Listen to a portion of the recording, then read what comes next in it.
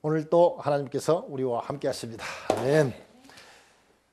사람이 높은 자리에 오르면 자신의 힘과 또 자기의 어떤 능력을 과시하고 싶은 유혹을 받게 됩니다. 이럴 때에 현명하게 행동하지 아니하면 어려움을 당할 수가 있습니다. 타이완의 총통을 지냈던 장진고, 중국말로는 장진고고 우리식으로 발음하면 장경국입니다. 장개석의 아들인데 총통으로 있을 때 타이완 주석 린양강과 함께 그 시차를 다닌 적이 있었습니다. 그런데 어느 한 시골에 갔는데 촌장이 뛰어나와서 장진고에게 갑작스럽게 부탁을 합니다. 각하, 이곳은 교통이 너무 불편합니다. 다리를 하나 놓아주셨으면 좋겠습니다. 총통이니까 그렇죠, 뭐 다리 하나 놓아주지 하면 얼마나 좋겠습니까? 그런데 그런 유혹에 빠지지 아니하고 아주 지혜롭게 얘기합니다. 내가 높은 자리에 있기는 하지만 지휘계통도 있고 그렇기 때문에 부탁을 들어줄 수가 없습니다. 그러나 정상적인 절차를 통해서 지원금이 나오고 다리가 공사가 된다면 제가 기쁜 마음으로 다리 이름을 지어주고 싶습니다. 뭐 이왕에 왔으니까 뭐 나중에 절차는 뭐 밟아서 되었을 때 그때 이름이나 하나 제가 잘 지어줬으면 좋겠습니다라고 그 자리에서 딱 글씨를 잘 쓰니까 용문교라고 딱 이름을 지어줬습니다.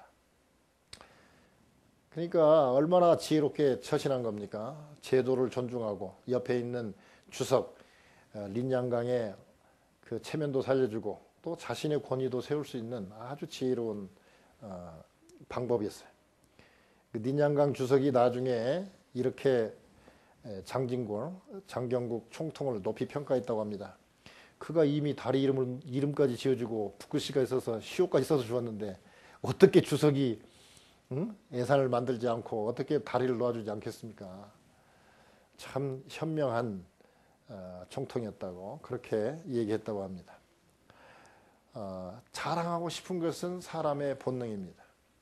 근데 오늘 본문에 보니까 자랑했다가 아주 엄청나게 호되게 당한 왕이 하나 있는데 히스기야 왕입니다. 히스기야 왕이 병에서 회복됐다는 소식을 듣고 그 당시에 한참 떠오르는 나라 바벨론에서 사자를 보냈습니다. 실은 사자를 보낸 이유가 여러 가지 이유가 있습니다.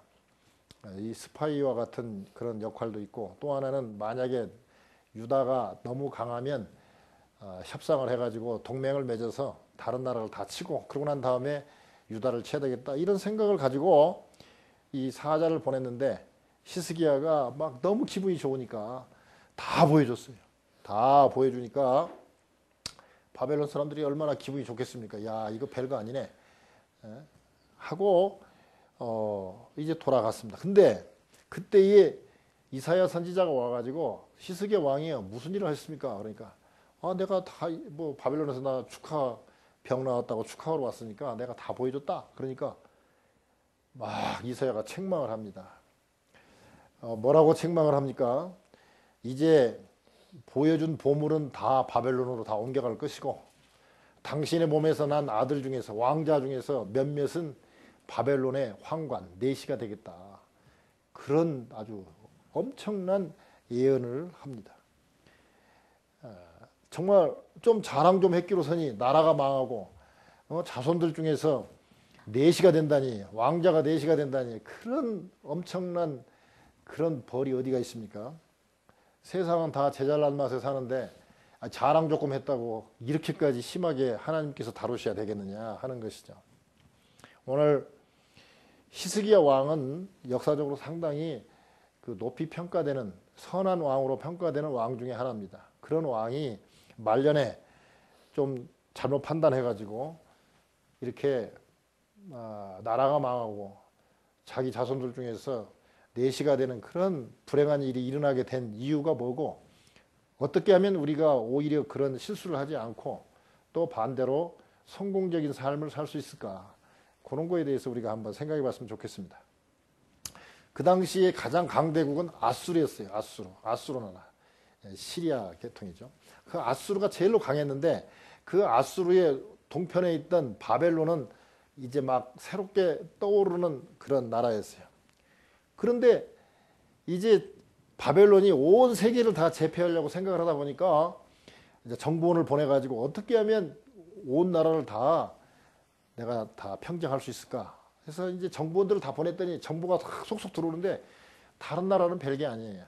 제일로 문제가 뭐냐면 유다 나라가 제일로 이해가 가지 않는 나라였어요. 왜냐? 세 가지 이유 때문에 했어요.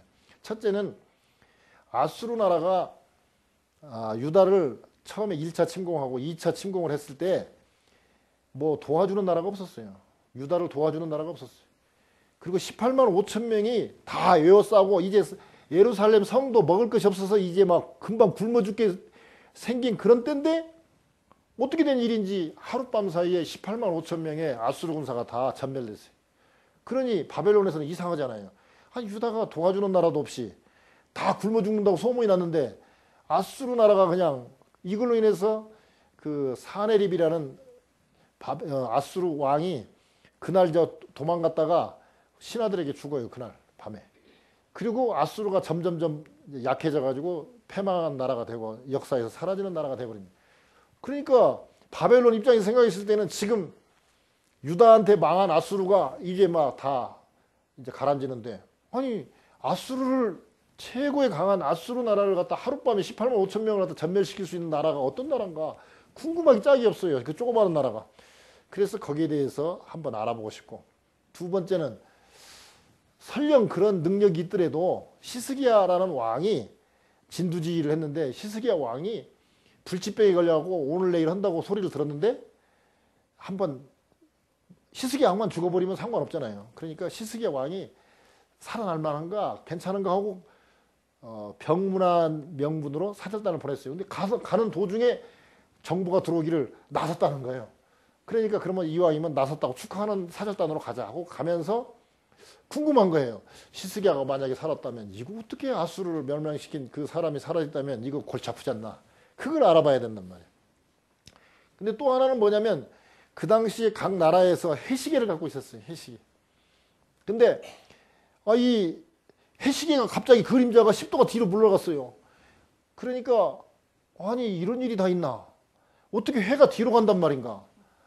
그래 관측이 됐는데 이유를 알 수가 없는데 소문이 뭐라고 났냐면 그 히스기야가 불치병에 걸려서 아파갖고 이제 오늘 내일 한다고 그러는데 그때 하나님께서 낫게 해주신다고 그러면서 그 증표를 보여주는데 그 증표가 뭐냐 해를 뒤로 15도 가게 했다는 거예요. 15도면 한 우리나라 지금 시간으로 계산하면 한 40분 정도 뒤로 가버리는 가더니 해가 뒤로 40분 정도 뒤로 갔으니 얼마나 희한한 일입니까? 근데 그게 하나님이 했다는 얘기예요. 유다 나라 히스기야 왕 하나 낫게 하려고 하나님이 그렇게 했다는 거예요. 그러니 이거 믿을 수도 없고 이거 믿자이 좀 이상하고 그런데 해시기가 뒤로 간 건 확실하거든요. 그러니까 이 바벨론 사람들이 궁금한 거예요. 그래서 한번 알아봐라 하고 보냈는데 이 히스기야 입장에서 생각하면 얼마 전에 아수르 나라가 그 북이스라엘 12지파에서 10지파가 북쪽에 이스라엘이고 남쪽에 이제 유다지파하고 유다지파가 이제 유다 나라를 만들었잖아요. 근데 그 북쪽의 나라가 아수르에 의해서 망했거든요. 그러니까 이 유다 왕으로 있던 히스기야 입장이 생각할 때는 불안하잖아요. 그러니까 그러고 있는데 주위에 있는 많은 나라들은 다 저 유다 망하면 좀 뜯어먹어야지 하는 그런 사람들만 있으니까 얼마나 불안하겠습니까? 그런데 저 멀리에서 소문에 듣기에 바벨론이 지금 한참 막 점점 강성해지는 나라라는데 그 멀리서 자기 나왔다고 이 사절단을 보내주니까 얼마나 기분이 좋겠습니까? 저 지도 보면 알겠지만 유다 땅이라 해봐야 예루살렘하고 그 근처로 해봐야 저 이쪽 이스라엘 망했으니까 요만큼 해봐야 가로 세로 한 20마일밖에 안 됩니다. 조그마한 나라예요. 그런 나라의 왕이라고 하지만 말이 왕이지 우리식으로 따지면 이스라엘 전체가 강원도 땅만 하다 그러니까 강원도 반절도 안 되는 그런 땅의 왕이니까 지금으로 따지면 군수 정도밖에 안 되는 거예요. 그런데 저 큰 바벨론 나라에서 아직은 뭐 힘은 없지만 그래도 막 한참 커나가고 있는 바벨론에서 사자를 보내왔으니 기분이 얼마나 좋습니까? 사람은요 누구나 다 열등감이 있어요. 뭐 서울대학교 나왔다고 열등감이 없는 거 아니에요. 왜? 누구나 다 열등감 있어요. 전번 주에 설계했지만 서울대 들어간 사람이 자기 친구들은 다 하버드니 에일이니 다 아이비리그로 갔다고 그냥 자살해버렸다고 그러잖아요. 남들은 지금 서울에 있는 대학도 못 들어가서 그러는데 서울대학에 들어가도 열등감을 갖고 있어요. 일국의 대통령은요, 큰 나라 대통령 만나면 열등감 갖고 있어요. 박정희 대통령 때 미국에 이제 순방을 하는 거예요. 자기 대통령 혁명을 해서 대통령이 됐지만 자기 인정해달라고 돌아다니는데 한 대학교 예산을 물어봤더니 그 당시 박정희 대통령이 대통령 됐을 때 우리나라 전체 예산의 반절이 한 대학교의 예산이더래요. 그러니 얼마나 창피하겠습니까? 아니 미국의 나라도 아니고 한 유니버시티 그 대학의 예산이 그 당시 한국 전체 나라 예산의 반절이더래요. 한 대학이. 그게 얼마나 창피하겠습니까? 말만 대통령이지 얼마나 창피하겠어요. 누구나 다 열등감 있습니다. 내가 대통령이 되고 내가 뭐 높은 자리에 올라가거나 내가 돈을 많이 벌면 열등감 없을 줄 알죠. 안 그래요. 사람은 누구나 열등감 있어요. 단 그 열등감을 어떻게 잘 승화시키고 그 열등감 속에서도 크게 열등감 때문에 자기 앞날을 망치지 아니하고 살아가는 게 이게 지혜거든요. 근데 이 시스기야가 막 죽을 병에서 살아났지 15년간 생명 연장 시켜줬다고 그러지 막 아수르한테 포위돼서 거의 다 죽을 지경에 갔는데 막 하나님께서 18만 5천 명 다 죽였지 막 바벨론에서 사자가 오지. 그러니까 너무 기분이 좋은 거야. 그래가지고 막 조그마한 막 군수 같은 왕이었지만 막 조마조마하게 살다가 이제 좀 살만하거든요. 그러니까 이때 조심해야 되는데 막 자랑을 합니다. 우리 보물창고가 있고 내 탕고에 이런 게 있고 하면서 다 군기고 이게 군기 전력이죠. 전투력, 힘이죠. 그 다음에 보물, 재력이죠. 돈. 요거 다 자랑했어요. 즉 작은 나라 왕이라는 열등감 때문에 다 보여줬어요. 근데 잘 생각해 보세요. 자기가 싸워갖고 아수르 이겼습니까? 아니에요. 너무 죽게 생겼으니까 기도하니까 이사야 선지자에게 하나님께서 응답을 해줬어요. 야 내일 다 승리해주마. 진짜 그 다음날 보니까 18만 5천 명이 그냥 다 전멸해버렸거든요. 자기가 기도한 것밖에 없어요. 그러면 히스기야가 만약에 바벨론 사람들이 왔을 때 자랑할 때 조금만 정신을 차리고 자랑할 때 예, 제가요 기도했더니 18만 5천 명이 죽었습니다. 그러면 바벨론이 혹시 딴맘 먹었다고 하더라도 아니 히스기야 왕이 기도하면 하나님이 다 죽여버렸다네. 그러면 이거 찜찜한데 이거 진짜 사실이잖아 이거. 18만 5천 명 죽은 거 확실하잖아. 도와준 나라도 없잖아. 야 이거 조심해야 되겠는데 유다하고는 싸움을 하지 말아야 되겠다. 이렇게 생각을 할 텐데 우리 교인이라고 생각해 봅시다. 시원찮게 생각돼. 그런데 이거 좀 어떻게 좀 사업이나 뭘로 해서 싹 먹어보려고 딱 왔는데 예 제가 아주 사업상 어려웠었는데 기도했더니 하나님 이렇게 해줬습니다. 그러면 저 친구하고는 될 수 있으면 좋은 관계를 유지해야 되겠다. 이렇게 생각할 거 아닙니까? 그런데 그게 아니라 제가 가진 돈이 이렇습니다. 은행에 잔고를 보십시오. 이 정도 제가 돈이 있습니다. 보니까 별거 없거든. 자기한테 보니까 바벨론 나라에다 비하면 이거 형편없거든요. 야 이거 한 주먹감이다. 이거 한나절감이다. 딱 그렇게 생각할 거 아닙니까? 그러니까 우리 크리스찬들이 자랑할 게 뭐냐면 기도 자랑해야 되거든요. 그 다음에 제가 기도를 어디서 했냐면요. 이 성전에서 했습니다. 이 성전에서. 그런데요. 이 이방인들은요. 이 성전에 가면 직사합니다. 그러니까 멀리서 이렇게 와주셨는데 정말 고맙습니다만은 제가 여 안에서 기도했더니 그런 효과가 났었거든요. 그런 이적이 나타났거든요. 근데 이방의 뜰 여기까지밖에 못 들어옵니다. 그러니까 여기서 그냥 밖에서만 좀 봐주세요. 얼마나 궁금하겠습니까? 저 안에서 기도하니까 뭐가 있는지는 모르지만 저 안에서 기도했더니 18만 5천 명이 죽었다는데 그리고 막 회식이가 뒤로 막 갔다는데 와 이거 들어가 봤으면 좋겠는데 이거 들어가면 직사한다는 게 들어갈 수도 없고 궁금하긴 하고 그거 그대로 알려줄 거 아니에요. 그럼 바벨론 왕이 생각할 때 성질에서 기도하면 하나님이 죽여버린다는데 그래도 뭐 들어가면 죽는다고 그러고 정부원도 못 들어갔다는데 이거 어떻게 하나. 그러면 뭐 다른 나라부터 치고 유다는 제일 마지막에 생각해보자. 이럴 거 아닙니까? 근데 사람들은 그렇게 생각 안 해요. 크리스찬들도 마찬가지예요. 이 교회에 한 몇 명 모여갖고 예배 드린다 해가지고 아이고 교회 우습게 생각하고 내 돈 있는 거 자랑하고 내 학력 자랑하고 이런 거 자랑하다가 나중에 완전히 그냥 히스기야처럼 완전히 이렇게 창피당하고 좀 나라가 망하고 자녀들이 내시가 되는 그런 아주 엄청난 일이 벌어진단 말이에요. 우리들도 자랑할 때 뭐냐면 제가 가서 기도했더니 하나님께서 기도했더니 하나님이 이렇게 응답해 주셨다. 이런 자랑해야 되는데 엉뚱한 자랑하는 것입니다. 여기 잘 보세요. 15절에 보면요. 이사야가 가로되 저희가 왕궁에서 무엇을 보았나이까? 히스기야가 대답하되 내 궁에 있는 것을 내 궁에. 무슨 내 궁입니까? 이거 하나님이 주신 축복의 건데 내 궁에 있는 것을 저희가 다 보았나니 나의 내 탐구에서 나라고 말해. 이거 저 성경 볼 때 그냥 대충 보면 안 됩니다. 이런 단어 하나 상당히 중요합니다. 내 궁에서 나의 내 탐구에서 내가 이렇게 얘기합니다. 즉 나를 강조하게 되면 교만하게 되고 실수하게 됩니다. 근데 하나님을 자랑하고 하나님께서 내가 기도했더니 하나님께서 하고 자꾸 하나님 쪽에다 초점을 맞추면 겸손하게 되고 하나님 복을 주시는 것입니다. 사람이 이 교회를 자랑해야 되는데 이 교회가 별거 없게 보이거든요. 예산이 별거 있습니까? 규모가 큽니까? 무슨 여기서 뭐 거창한 일이랍니까? 세상 사람들이 생각할 때 별거 없다고 생각하지만 실은 그렇지 않습니다. 전에도 말씀드렸지만 영국의 그 살인자가 40년 동안 그렇게 채찍도 많이 맞고 그렇게 막 못살게 교도관들이 했어도 사람이 안 바뀌었는데 그 구세군 가가지고 거기서 어떻게 하룻밤 좀 자야 되겠다. 잘 데 없어서 하룻밤 자야 되겠다고 자다가 전도를 듣고 2분 만에 사람이 달라졌어요. 그리고 죽기까지 몇 년 동안 열심히 주 섬기다가 갔어요. 그러면서 뭐라고 그랬습니까? 40년 동안 교도소에서 나라에서 나를 못 바꿨는데 그 전도자가 2분 만에 예수가 나를 바꿨다. 그렇게 고백하고 죽지 않았습니까? 이 교회가 별거 아닌 것 같아요. 그러나 우리 다니는 교인들은 별거 아니게 생각하는데 밖에서 볼 때는 대단하게 하는 거거든요.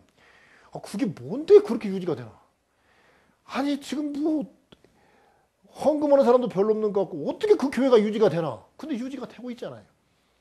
이곳에서 그렇게 말썽 부리는 사람들이 회개하고 하나님의 사람을 거듭나잖아요. 그리고 아이고 막 자살을 했던 사람이 자살할 마음을 버리고 오히려 더 희망을 갖고 사는 데시 그렇게 사람 바꿔지는 곳이 어디입니까? 교회밖에 없어요. 그러니까 교회를 자랑해야 되는데 사람은 그런 교회 자랑을 안 해요. 자랑할 거 없으면 그냥 우리 교회 좋으니까 한번 가봅시다. 이 소리라도 하면 될 텐데 그런 자랑 안 해요. 우습게 보이거든요. 우습지가 않습니다. 하나님은 대단하게 보는 거예요. 세상 사람들까지도 대단하게 보는데 자꾸 우습게 보고 자랑을 안 해요. 히스기야가 성전 자랑을 해야 되는데 자랑을 안 했습니다. 교만한 사람은 비둘기처럼 더불어 사는 게 아니라 공작새처럼 과시하고 싶은 사람이 교만한 사람. 자기만 생각하고 자기만 뭘 잘난 척하려고 하는 사람은 어려움을 당할 수밖에 없습니다. 역대하 32장 31절에 보면 바벨론 사자가 이적을 물을 때에 어떻게 해서 그렇게 아수르가 그렇게 되고 뭐 이런 해시계가 뒤로 가고 당신 병이 나았냐 이런 얘기를 물을 때에 하나님이 히스기야를 떠나시고 그 심중에 있는 것을 다 알고자 하사 시험하셨더라. 교회 나오면요 하나님께서 우리를 테스트합니다. 그래서 자격 있는가 없는가 테스트를 해요. 히스기야에게 사자가 왔을 때 하나님이 잠깐 떠나서 그 심중에 정말 하나님을 섬기는 마음이 있는가 그렇지 않으면 자랑하고 싶은 마음이 있는가를 알고자 시험하셨다 그랬습니다. 근데 결국 시험에 통과하지 못하고 나중에 나라가 망하게 되고 그 히스기야 왕의 왕자들 자손들 중에서 내시가 되는 비참한 결과가 이사야 예언대로 그대로 이루어진 것을 보게 됩니다. 히스기야에 대해서 한번 생각해 보는데요. 히스기야가 처음부터 그러면 그렇게 교만했냐? 안 그렇습니다. 히스기야는 대단한 왕입니다. 25세의 왕이 되어가지고 전체 29년을 치리했는데 39세가 되었을 때에 14년 치리했을 때에 39세에 한참 젊은 나이에 병이 생겼어요. 그래가지고 죽게 생겼는데 하나님께서 기도를 들으시고 15년 연장해 줘가지고 54세에 죽게 됩니다. 제일 처음에 왕이 됐을 때는 성전을 다 우상 숭배하는 그 성전을 갖다 다 다시 고쳐가지고 수리를 했고요. 우상들도 많이 없애고요. 그리고 종교 개혁을 했고요. 그 다음에 이 유월절을 준수했습니다. 이 절기를 지키라고 그러는데 절기를 안 지켰어요. 근데 히스기야 때 다시 유월절 준수를 이렇게 하게 됐습니다. 그런데 이 히스기야가 실수하게 된 것 중에 하나가 뭐냐면 이런 생각을 하게 된 거예요. 아수르가 큰 나라인데 사마리아를 자꾸 침공하고 사마리아가 결국 아수르에 망하게 되니까 이 조그마한 나라가 살아날 수 있는 길은 뭔가? 힘이 있어야 되겠다. 힘이 있으려면 어떻게 되느냐? 아수르한테 말하자면 항복하지 않고 조공을 바치지 않고 견디려면 어떻게 되느냐. 주변에 있는 나라, 저 남쪽에 이집트라든지 뭐 암몬, 모압 뭐 이런 나라들하고 연합을 해가지고 동맹을 맺어가지고 연합군을 형성한다면 아수르를 견딜 수 있다고 생각한 거예요. 그래가지고 자기가 친히 이 동맹국의 연합군에 말하자면 맹주가 되어가지고 말하자면 사령관 같은 역할을 해가지고 아수르하고 대적하려고 했어요.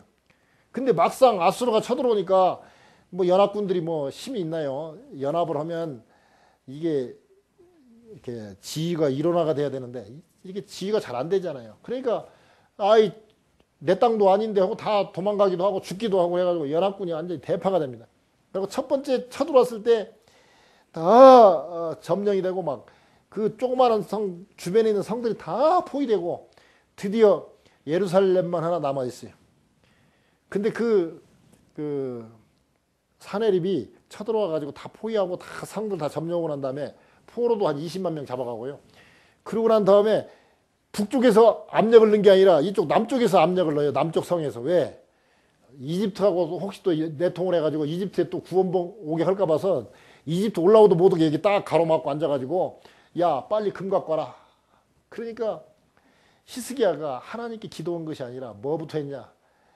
금 다 내놔봐라. 그러니까 금이 얼마 없어요. 그러니까 나중에는 옛날에 솔로몬이 성전 지을 때 막 금으로 다 벽을 다 발랐잖아요. 그 성전에 있는 벽에 있는 금을 다 띄어갖고 그걸 다 띄어갖고 만들어서 갖다 주는 거예요. 자 생각해 보세요. 성전에 바른 금이 뭡니까? 우리식으로 표현하면 성전에다가 저 교회에다가 낸 헌금이거든요. 헌금 띄어다가 죽게 생겼으니까 빚 갚는 거예요. 그런 일을 하지 말고 기도했으면 해결될 일을 연합군에게 의지한 거예요. 그때 이사야가 이렇게 막 이집트랑 막 여러 군데랑 이렇게 나라와 함께 연합을 하려고 했을 때에 연합하는 그 모습을 보고 이사야가 자꾸 견책을 합니다. 그러면 안 됩니다. 하나님을 의지하십시오. 동맹국을 만나는 것은 주변 나라에다 힘을 의지하는 거기 때문에 안 됩니다.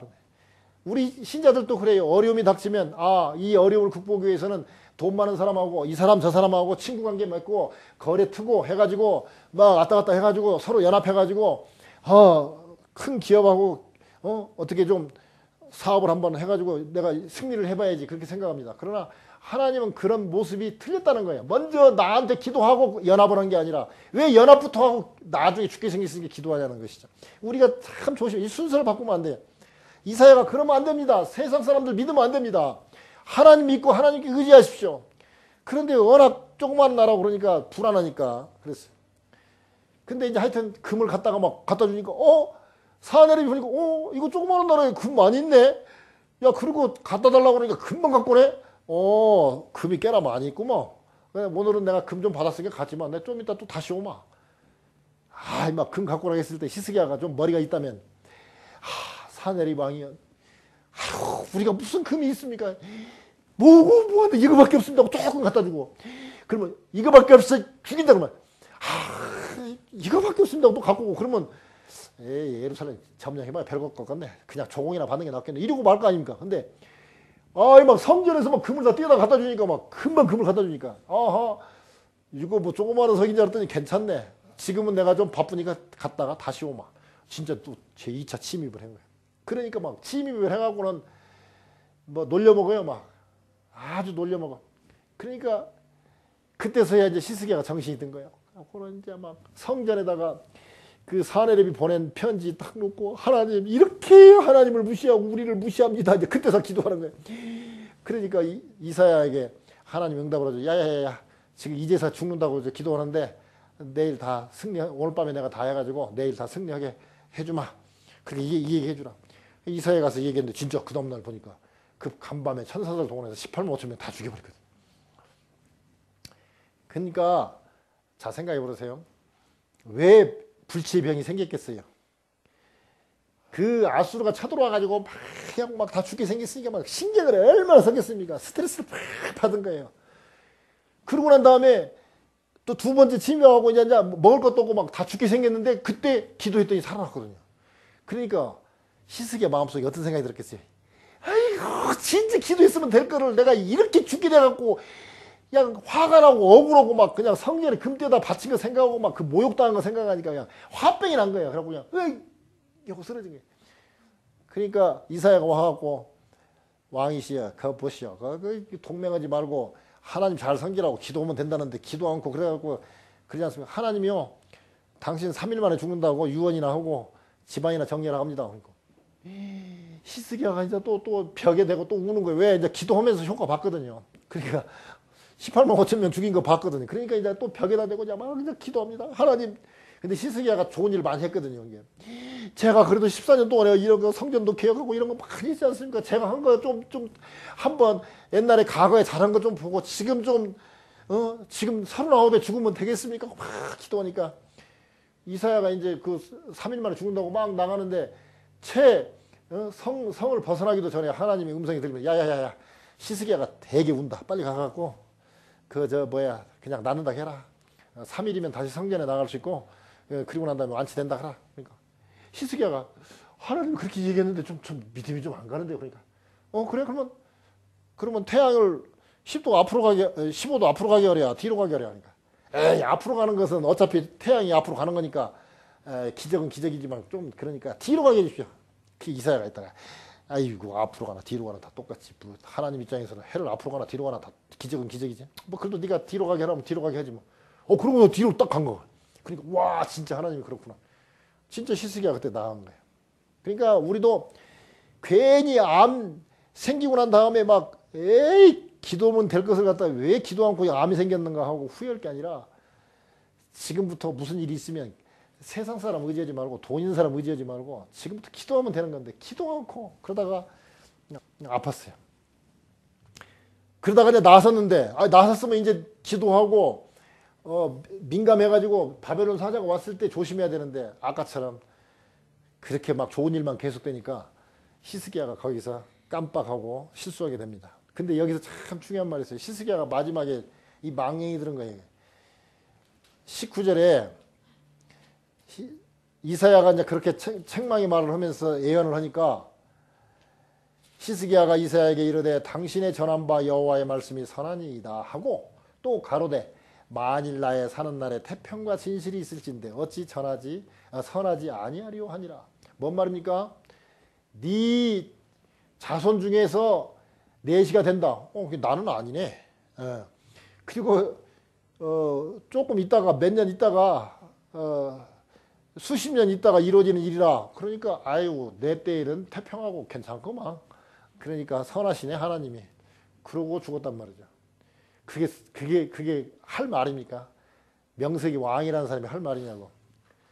예, 그런 얘기 딱 들으면 막 다시 기도하고 하나님 정말 그런 일이 있어서는 안 돼. 제가 실수했습니다. 어떻게 좀 다시 회복할 수 있는 길이었습니까? 하고 기도해야 되는데 에이 뭐 내 때는 괜찮다고 그러니까 뭐 괜찮네. 그렇게 하고 죽었어요. 그러나 히스기야를 평가하는 성경에서는 그래도 하나님을 의지하였는데 그의 전후 유다 여러 왕 중에 그러한 자가 없었으니라고 하면서 히스기야를 아주 선한 왕으로 평가를 합니다. 큰 실수는 했지만 그래도 평가를 합니다. 자, 오늘 히스기야에 대해서 한번 생각해보고 오늘 본문에 대해서 생각해보면서 우리가 그러면 어떻게 하면 실수하지 않고 성공할 수 있을까? 두 가지를 우리가 생각할 수 있는데 하나는 순탄할 때 영적인 긴장감을 가지고 있어야 됩니다. 성경에 보면요. 노아는 앞으로 홍수가 내려가지고 다 지민 쓸어버리니까 방주를 만들어서 방주 안에 들어가야 삽니다. 여러분들도 이제 죄짓지 말고 방주에 들어오시오. 그러니까 막 비웃었어요. 120년 동안 그렇게 비웃음을 당하면서도 멀쩡한 날에 그것도 산꼭대기에서 방주를 지니 얼마나 우스꽝스럽습니까? 그러나 120년 동안 꿋꿋이 잘 지켰어요. 왜? 오히려 비난하고 조롱할 때는 잘 지켰어요. 근데 이제 홍수가 나고 자기 가정만 딱 살아났어요. 포도 심었는데 포도도 잘 됐어요. 그러니까 비난하는 사람도 없고 가족밖에 없으니까 술을 거나하게 마시고 포도주에 취해가지고 이 노아같이 의로운 사람이 긴장감을 풀어버리니까 그 홍수 있어가지고 농사도 못 짓다가 이제 포도에서 난 그 포도 갖고 포도주를 마셨으니 얼마나 기분이 좋겠습니까? 그러니까 그냥 옷을 다 벌거벗고 그냥 누워 자다가 창피당하지 않습니까? 다윗도 마찬가지입니다. 다윗도요 사울 왕에 쫓겨서 막 도망다닐 때 10년 도망다닐 때는요 하나님께 그 바쁜 틈에도 시도 쓰고 시편이 다 그래서 나왔어요. 시편도 쓰고 막 기도하고 그렇게 신실하게 살았던 사람이 이제 나라도 다 점령하고 이제 나라가 안정되고 괜찮을 만한 좀 되고 아이고 왕이시여 왕이 전쟁터에 나갔다가 또 왕이 하나 죽으면요 이거 우리 이제까지 이룬 거 다 화사입니다. 그러니까 왕궁에 계시고 저희들이 싸우겠습니다 하고 나가니까 늦잠 거나게 자고 오후에 나가서 거닐다 보니까 이쁜 여자가 보이니까 아하 목욕하는 여자 보니까 이게 너무 아름다우니까 데려다가 잠자리하고 간음을 했잖아요. 근데 나중에 알고 보니까 이거 적당하게 임신이 됐으니까 적당하게 그 남편 우리야 장군 자기 신북 우리야 장군한테 지금으로 말하면 사단장군쯤 되는 장군인데 그 장군 불러다가 잠자리하게 해가지고 어떻게 은폐하려고 그러는데 잠자리를 안 하네. 그러니까 별 수 없이 전쟁터에 내버려서 죽이고 그리고 데려다가 살았잖아요. 거기서 태어난 아들이 두 번째 아들이 솔로몬이잖아요. 그러니까 다윗도 전쟁 중에 있을 때 막 어려울 때는 오히려 하나님을 잘 의지했어요. 근데 이제 나라가 평정이 되고 안정이 되니까 먹고 살만하니까 제지. 또 그뿐만 아니에요. 이제 나라가 왕성해지고 어이구 우리나라가 상당히 커졌네. 우리나라 인구가 얼마나 될까? 병력은 얼마나 될까? 인구조사 한번 해봐라. 그랬더니 하나님 야 다 승리한 게 내가 다 이루게 해주는데 네가 네 업적 자랑하려고 인구조사해? 그래가지고 또 말년에 또 혼나지 않습니까? 그러니까 노아 같은 사람, 다윗과 같이 위대한 인물들도 순탄할 때, 편안할 때, 뭔가 좀 먹고 살만하고 됐다라고 생각할 때에 영적 긴장감을 놓치면 안 돼요. 그때 민감해야 돼요. 기도하고 끝까지 잘 가야 돼요. 두 번째, 우리가 영적 긴장감을 가지고 있어야 되고, 두 번째 뭐냐면, 나를 자랑하다가 이렇게 엄청난 벌을 당했잖아요. 그러니까 나가 아닌 이웃을 존중해야 돼요. 하나님과 이웃. 이것도 순서 바꾸면 안 되죠. 하나님과 이웃을 나 말고 하나님과 이웃에게 잘해야 되는 거. 존중하는 것이 아주 중요해요. 교육학자 존 두이는 이렇게 얘기했습니다. 중요한 인물이 되고 싶다는 욕망은 인간의 가장 깊은 뿌리다. 즉 중요한 인물이 되고 싶다는 거죠. 다. 또 윌리엄 제임스 교수라는 분은 인간성의 바탕을 이루고 있는 것은 상대방에게 인정받고 싶은 것이다. 거꾸로 얘기하면 내가 인정받고 싶어갖고 내가 이렇게 잘났다라고 자랑하다가 혼나지 말고 반대로 다 누구나 존중받고 싶어하니까 존중하라 이거예요. 그러면 인정해주라 이거예요. 그러면 성공한다는 것이죠. 자 생각해보세요. 예수님이요. 그렇게 하나님의 아들이고 하나님이시죠. 하나님이신데도 불구하고 기적을 베풀지 못하고 또 설교 잘못했다고 죽을 뻔했어요. 우리는 생각할 때 예수님 같은 분은 설교 잘하니까 어디서나 다 설교 듣고 막 뒤집어지고 다 회개하고 그러냐. 그렇지 않았어요. 오히려 예수님의 설교를 듣고 돌로 갖고 죽이려고도 하고 막 그랬어요. 밀천에서 낭떠러에 떨어 죽이려고 했어요. 고향에 가가지고 기적을 많이 행하지 못했어요. 이유가 뭡니까? 고향 사람들이 아유 저 목수 아들 아니야. 그리고 목수 일했잖아. 그 우리 집 그 저 책상도 저 우리 예수가 짜주는데 이러니까 우습게 보는 거예요. 그러니까 존중을 안 하니까 거기 가서는 이적을 많이 행치 않았어요. 그런데 가버나움에 있는 노마의 백부장은 신하가 죽게 생겼어요. 늙은 신하가 죽게 생겼으니까 와가지고 예수님에게 사람을 보내죠. 그러니까 내가 가서 고쳐주마. 그러니까 아닙니다. 노마의 백부장이면 지금은 대단한 거예요. 지금으로 따지면 한 대위급쯤 되는데 점령군 대위는요. 지금으로 말하면 한 시장이나 군수 정도 되는 정도의 막강한 힘이. 그런데 그리고 지금 예수는 어쨌든 간에 지금 식민지의 나라의 백성이잖아요. 그러니까 아무리 똑똑해도 지금 백부장에다 비하면 아무것도 아니거든요. 그런데도 불구하고 백부장이 고쳐달라고 그러니까 내가 가서 고쳐주마. 그러니까 아이고 오시는 걸 감당할 수가 없습니다. 저도 부하들한테 가라면 가고 누가 상관이 저한테 시키면 저도 시킨 대로 하는데 아이고 친히 오실 거 없습니다. 하나님의 아들께서 친히 오실 거 없습니다. 말씀으로만 해주시고 그러니까 우와 이거 대단한 믿음을 갖고 있네. 내 고향에서는 나 안 믿어줬는데 너 대단하다. 그럼 그냥 그 자리에서 딱 고쳐주잖아요. 그러면서 믿음대로 될지라 하니까 그대로 된 거예요. 그러니까 존중을 했을 때의 그 좋은 결과가 나타나는 거예요. 사무엘상 2장 30절에 보면 하나님이 친히 하신 말씀입니다. 나를 존중히 여기는 자를 내가 존중히 여기고 나를 멸시하는 자를 내가 경멸하리라. 어떤 사람들은 그렇습니다. 하나님은 무조건적인 사랑을 하시니까 하나님이 제가 잘못해도 사랑하고 제가 나쁜 짓 해도 사랑하고 언제나 사랑하시죠. 사랑은 하지만 그렇다고 해서 매를 안 때리냐? 그렇지 않습니다. 분명히 하나님이 말씀하신 말씀입니다. 하나님은 무조건적인 사랑도 하시지만 조건적인 사랑도 하셔요. 나를 존중히 여긴 자를 내가 존중히 여기고 누구를? 타입 같은 사람. 나를 멸시하는 자를 내가 경멸하리라. 누구를? 엘리 대제사장이나 홈리와 비나스 같이 말 안 듣고 아주 불량한 자들 하나님이 막 하루에 다 죽여버리잖아요. 하나님이 아가페 사랑이라 해가지고 아이고 하나님은 착하시지요. 그러니까 제가 아무리 나쁜 짓 해도 예수 그리스도 믿고 제가 구원받았으니까 이제 제가 무슨 짓을 해도 하나님은 저를 사랑하시죠. 천만의 말씀 안 그렇습니다. 자식이 말 안 들으면 해초리로 때리는 게 아버지지 어떻게 가만 놔둡니까? 나무 자식일 때 가만 놔두지. 해초리를 때리는 거예요. 사랑은 하죠. 그러나 해초리 맞을 자식 있고 뭐 먹을 거 사주면서 야 너 잘했다. 어유 내 아들 훌륭하다고 사탕 주는 아들이 있고요. 해초리 때리는 아들이 있는 거예요. 그건 다른 거예요. 근데 그 잘못 알고 있어요. 제가 송구영신 예배 때 설교했지만 마태복음 7장 12절 한 구절이라고 그러죠. 정말 성경에서 정말 중요한 구절 중에 한 구절이 바로 이거라고 그러죠. 누구든지 남에게 대접을 받고자 하는 대로 너희도 남을 대접하라. 이것이 율법과 선지자니라. 그래서 자 우리가 나를 향하면 이게 교만이 되고 나를 향하는 자면 이게 패망이 되는 거예요. 근데 내 그 존중하는 마음을 하나님께 드리는 거, 즉 예배. 우리가 지금 예배 드리는 거잖아요. 지금 그래서 예배 드리는 것까지 복 받는 게 없습니다. 예배를 드릴 때 하나님이 얼마나 기뻐하십니까? 나가 아니라 제가 잘났죠 하고 하는 게 아니라 하나님 정말 훌륭하십니다. 위대하십니다. 하나님 오늘 또 참 이 교회를 통해서 말씀을 통해서 은혜 주신 걸 너무 감사하는 거. 이게 은혜거든요. 이게 예배거든요. 그러고 난 다음에 또 다른 사람 칭찬해주고 격려해주고 다른 사람 잘되게 해주고 이렇게 하는 거. 이게 바로 실수하지 아니하고 성공하고 축복받는 길이라는 것이죠. 많은 사람들이 그렇습니다. 맹박이? 그러면 자기가 유대해지는 것 같아요. 왜냐하면 대통령을 깔아 뭉갰으니까. 안 그렇습니다. 근데 그런 사람 절대 출세 못합니다. 이거 우리 사조 사기 말이야. 우리 사장이다 뭔가 저쪽 이런 사람들 출세한 사람 못 봤어요. 그래도 사장님께서 뭐 이렇게 얘기하고 뭐 우리 대통령께서 그래도 대통령께서 참 이렇게 그래도 이렇게 예의를 갖춰주고 존경하는 사람들은 다 잘 됐어요. 근데 보면은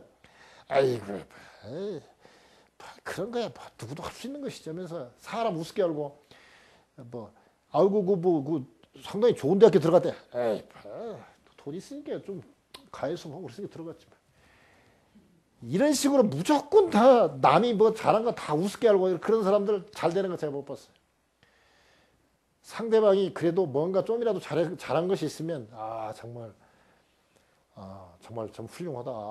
우리는 중간에서 얼마나 포기를 많이 하는데 참 대단하다. 이렇게 뭔가 하여튼 남을 이렇게 자꾸 존중하고 이렇게 높이 평가하는 사람은 그래도 잘 되더라고요. 근데 누구나 다 단점이 있거든요. 그 단점만 물고 늘어지고 그 단점만 갖고 따지는 사람 그리고 우습게 하는 사람은 결국은 위대한 사람이 못 되는 걸 많이 봤습니다. 자, 오늘 말씀을 정리해 보겠습니다. 히스기야가 위대한 참 25살 때부터 왕이 돼가지고 참 착하게 좋은 일 많이 했지만 세상 사람 의지하고 세상 힘 의지하고 하다가 아수르한테 호되게 당하고 기도하고 병들고 뭐 그런 과정을 통해서 잘 왔는데 마지막에 이 순탄할 때 태평한 시대 때 그 실수 한번 해가지고 참 옥의 뒤처럼 되는 인생이 됐어요. 우리도 히스기야처럼 처음도 잘 되고 나중도 잘 되려면 우리가 주의할 게 뭐냐. 특히 어려울 때 말고 순탄할 때 이제 좀 먹고 살만하다. 이제 괜찮다. 안정됐다라고 생각할 때에 그때 영적으로 민감해져 가지고 실수하지 않아야 된다.